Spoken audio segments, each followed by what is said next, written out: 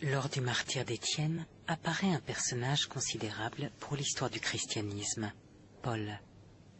À en croire l'auteur des Actes des Apôtres, alors qu'il portait encore le nom de Saul, Paul ravageait l'Église et persécutait les disciples. Fait exceptionnel, le protagoniste du livre des Actes nous est aussi connu par ses propres lettres, écrites après sa conversion à la foi chrétienne. Dans du chapitre 9 des Actes des Apôtres, la vocation de Saul. Saul, ne respirant toujours que menaces et meurtres contre les disciples du Seigneur, alla demander au grand prêtre des lettres pour les synagogues de Damas. S'il trouvait là des adeptes de la voie, hommes ou femmes, il les amènerait enchaînés à Jérusalem. Poursuivant sa route, il approchait de Damas quand soudain une lumière venue du ciel l'enveloppa de son éclat. Tombant à terre, il entendit une voix qui lui disait « Saoul, Saoul, pourquoi me persécutes-tu » ?« Qui es-tu, Seigneur » demanda-t-il. « Je suis Jésus, c'est moi que tu persécutes. Mais relève-toi, entre dans la ville et on te dira ce que tu dois faire. » Ses compagnons de voyage s'étaient arrêtés muets de stupeur. Ils entendaient la voix, mais ne voyaient personne. Saul se releva de terre, mais bien qu'il eût les yeux ouverts, il n'y voyait plus rien.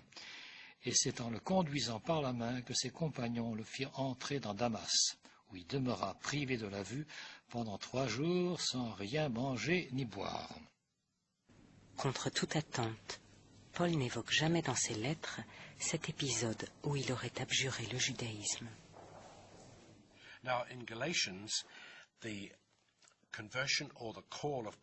Maintenant, dans l'Épître aux Galates, la conversion ou la vocation de Paul est citée très très brièvement, mais le point central est identique à celui de Luc. Le récit de Luc est haut en couleur, plein de détails, mais l'élément central est le même dans les 2 textes. Curieusement, dans le livre des Actes, Luc donne à l'expérience de Paul une telle importance qu'il la raconte par 3 fois. À chaque fois, l'histoire est présentée sous des angles un peu différents selon le projet d'ensemble de Luc et selon le public auquel il s'adresse.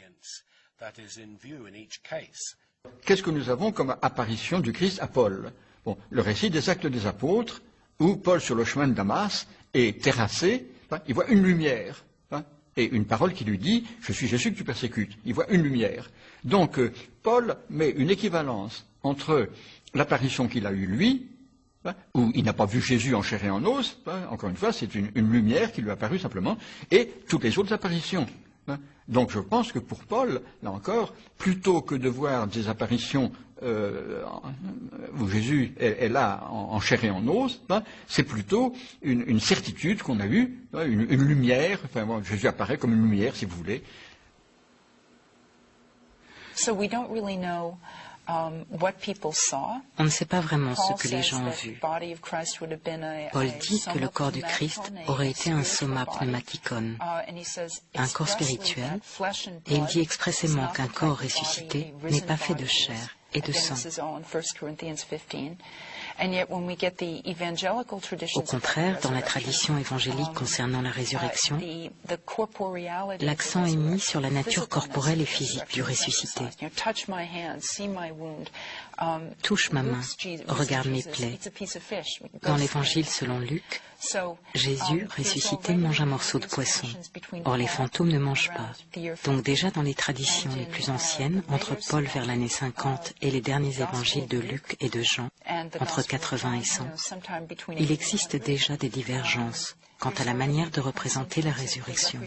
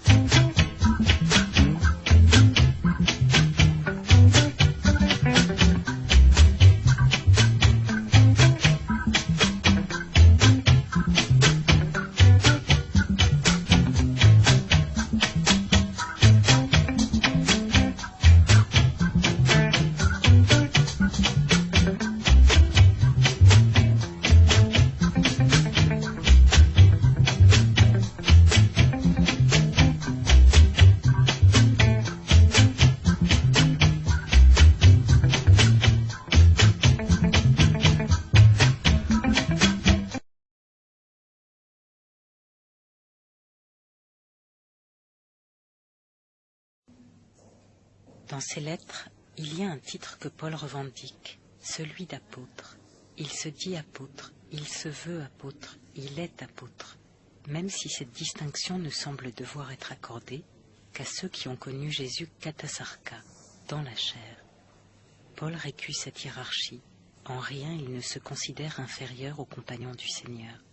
Son expérience mystique du ressuscité lui confère une autorité au moins égale. Il y a un texte au chapitre 9 de la première aux Corinthiens où il dit qu'il a vu Jésus. Qu'il a vu Jésus, il m'est apparu. Vous avez le chapitre 15 d'1 Corinthiens, à la suite des visions pascales, il m'est apparu aussi à moi comme à l'avorton. Et vous avez, au chapitre 9 d'1 Corinthiens, il dit qu'il l'a vu. Donc ça, il veut se mettre sur le rang des autres, il me manque les autres, qui ont vu Jésus. Ça, c'est corroboré par sa propre expérience. Ça, je crois qu'on ne peut pas le nier. Ça, c'est indiscutable, si vous voulez, il a une vision. Et puis, il va d'autre part, comme chrétien, se présenter comme le dernier des apôtres, mais vraiment le dernier au sens le dernier des derniers, n'est-ce pas? Il m'est apparu à moi comme un avorton, comme un résultat d'une mauvaise naissance, à moi, Paul. Donc, il est, comme toujours, à la fois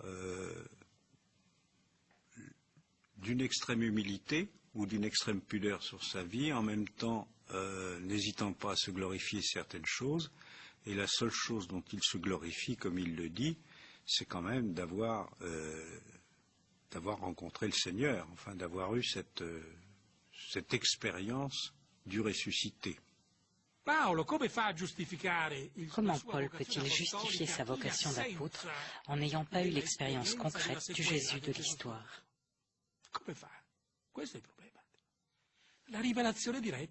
Comment fait-il? Voilà le problème. Par une révélation directe. Ma vocation, ce n'est pas d'un homme que je l'ai reçue. Vous acceptez cette explication ou bien l'apostolat n'existe plus. C'est la raison pour laquelle Paul est dans une situation difficile. Il admet ouvertement ne pas avoir connu Jésus katasarka, selon la chair. C'est l'élément intéressant de la deuxième épître aux Corinthiens. Il cherche à justifier sa vocation apostolique par rapport à ceux qui ont leur carte bien plus en règle que lui. Ses adversaires sont les vrais apôtres.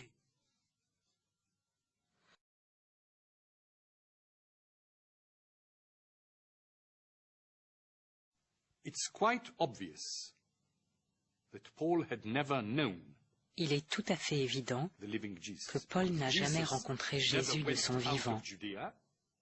Jésus n'est jamais sorti de Judée. Il n'a pas voyagé dans les autres pays. Il n'a jamais été à l'étranger. Et Paul n'était pas encore venu en Judée du temps de Jésus. C'est une énorme différence entre lui et Jacques, Pierre, Yohanan, Jean,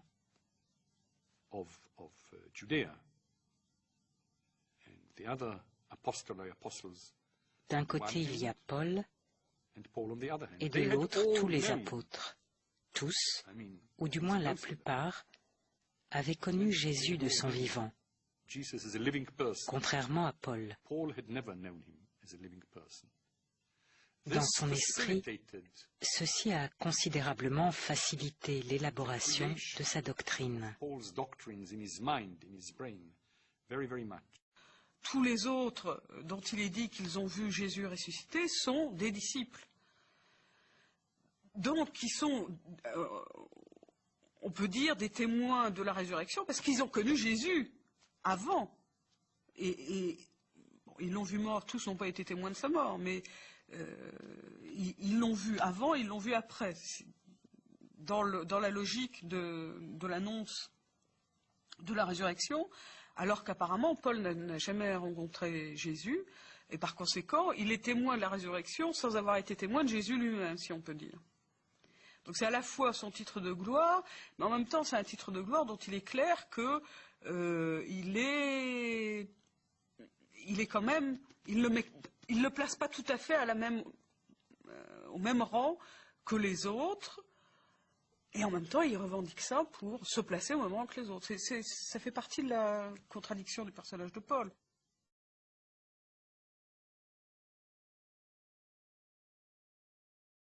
Il y a chez Paul quelques échos de paroles de Jésus ou de passages évangéliques ou de données évangéliques.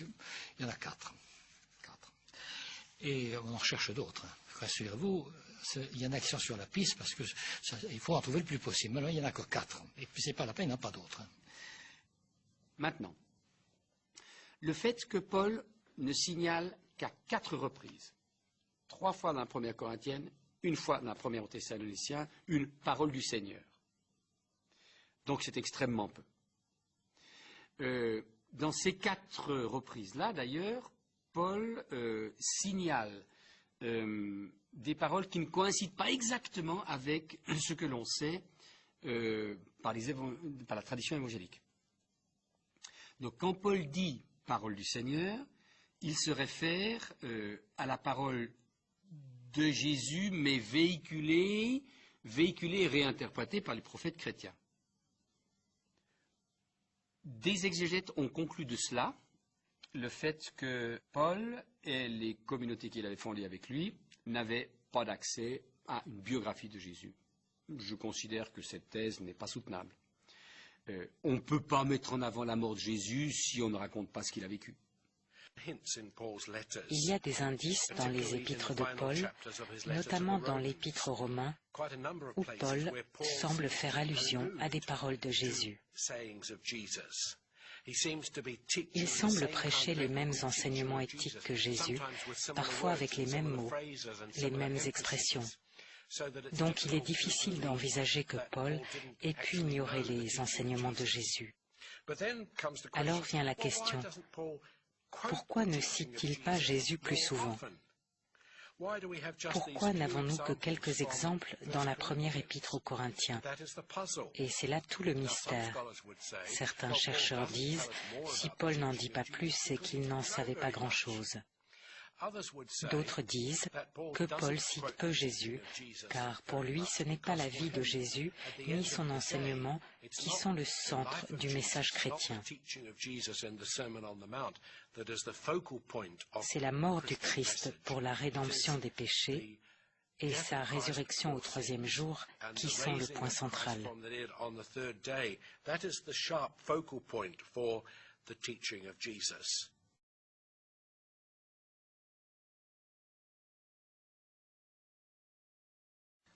Je pense qu'effectivement la perspective de Paul est très différente de celle de Jésus, et c'est pour ça que Paul s'intéresse relativement peu au Jésus terrestre.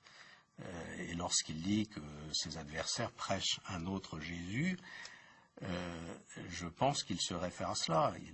Ses adversaires judéo-chrétiens prêchent un Jésus de chair et de sang, prêchent un Jésus qui s'adressait aux Juifs, comme Paul le reconnaît d'ailleurs, et un Jésus qui pratiquait la loi mosaïque et qui pratiquait les règles de pureté et qui n'a aucunement considéré que la loi mosaïque était abrogée.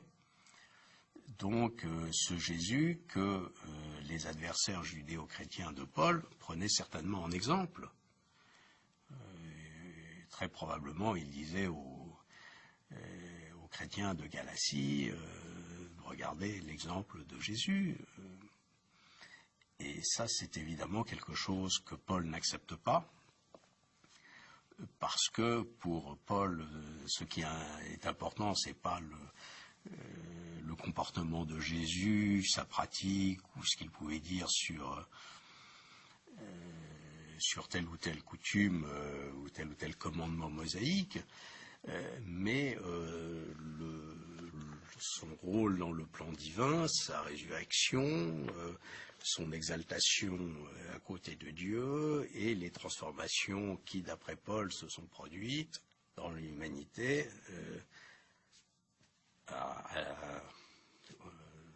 dans les temps menant au royaume de Dieu.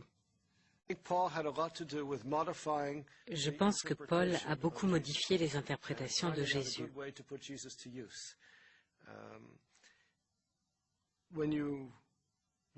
Dans les évangiles, on a la très nette impression que Jésus était une sorte de professeur de morale qui attendait l'arrivée du royaume de Dieu, dans son acception politique et nationale.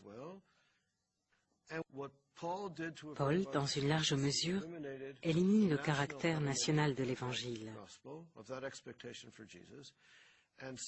Il affirme quelque chose que Jésus n'aurait pas pu dire de son vivant, car faisons de sa résurrection un système théologique qui promettra l'immortalité. Le salut et l'immortalité reviendront à ceux qui s'attachent à Jésus, puisque Jésus est devenu immortel.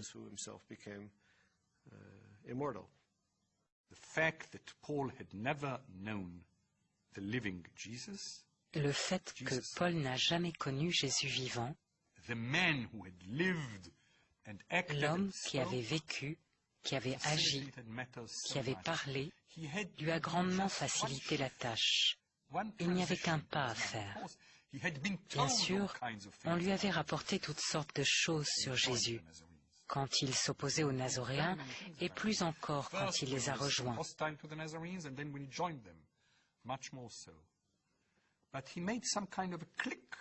Mais il y a eu comme un clic dans son esprit. Il a fermé son esprit à ce qu'on lui disait. Et le temps qu'il en arrive à concevoir sa doctrine, tout cela était devenu sans intérêt. Si Jésus était le Fils de Dieu, envoyé par Dieu, ce qui lui était arrivé durant sa vie était sans importance. Est-il important de savoir quel miracle il était censé avoir fait ici ou là? Est-il important de savoir ce qu'il avait dit, la parabole qu'il avait utilisée ici ou là? Tout cela était sans importance en comparaison avec le grand message, l'immense message, à savoir que Jésus était venu apporter le salut, qu'il avait été envoyé par Dieu pour sauver l'humanité tout entière.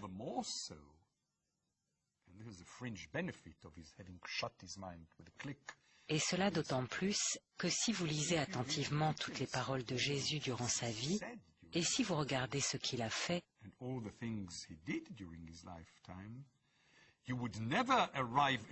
n'arrivez jamais à la conclusion qu'il était le Fils de Dieu,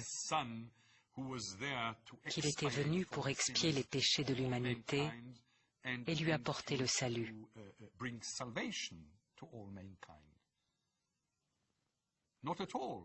Pas du tout. Vous arriveriez à la conclusion que Jésus était un juif pieux, un prédicateur très apprécié qui, comme d'autres juifs pieux, était censé avoir fait des miracles ou dont on disait que Dieu accomplissait des miracles à travers lui, et que vers la fin de sa vie, il s'était imaginé être le Rédempteur du peuple d'Israël.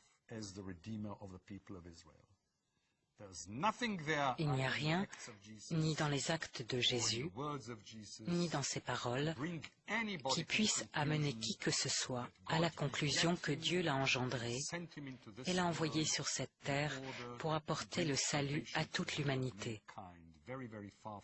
On en est très loin. Donc, avoir fermé son esprit à tout ce qu'on avait pu dire sur Jésus, cela en fait a facilité les choses à Paul. L'obstacle principal à sa doctrine n'existait plus. Une fois qu'il avait eu ce clic, ce basculement, tout devenait possible. Qui était Jésus? Ce qu'il avait dit, où il vivait, ça ne comptait plus. La doctrine devenait tout.